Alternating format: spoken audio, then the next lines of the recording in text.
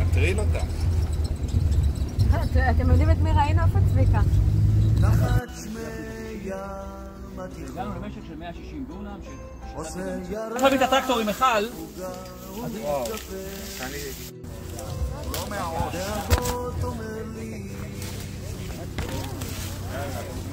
ומצייר אותך דומה או לא כן. עכשיו יש את הזמן לשקף רקדן. זה חמיצות? חצי עולם לוקח מעניין. זה פשוט... אם אני צריך למכור אותו, זה יקבל 10 מילימטר, כבר לא צריך למכור אותו. אני כן צריך למכור אותו בשיווק הישיר שאני עושה. תחת שמי ים התיכון. Нет, это да,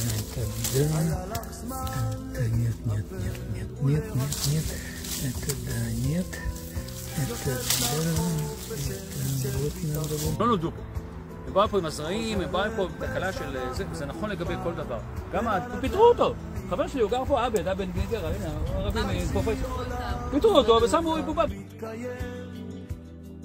חצי עולם שונא חצי.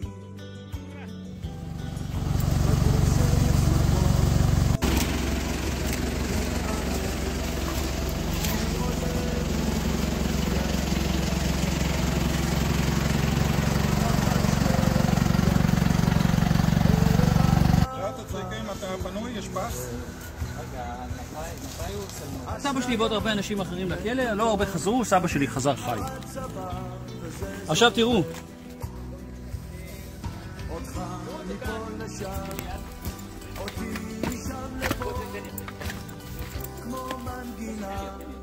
חפר, רואים את החומה, קטע של חומה, מימין לאנטנה? רגע, זה כביש 6? מימין לאנטנה זאת החומה, זה בעצם הנקודה הכי גבוהה בתוך ישראל.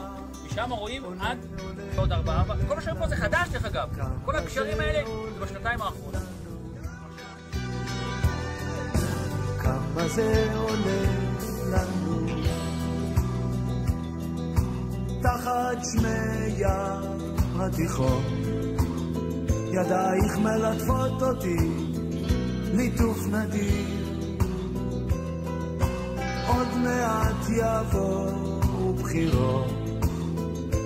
את חיה פוליטית, מזדהה עם מיעוטים. עכשיו יש את הזמן במזרחית.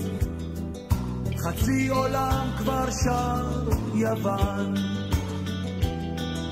בגוף שלי צמרמורת, בלב אחי, מטרור ואהבה. תחת שמי ים תיכון, ערב עלבה תיכין יורד. אשליות מתוקות, זהבים על הצבא וזה זורק.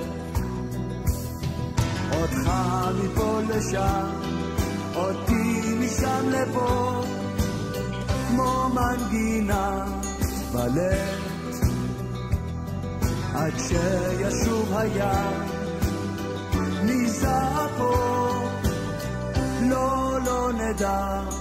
עולה לנו, כמה זה עולה לנו, כמה זה עולה.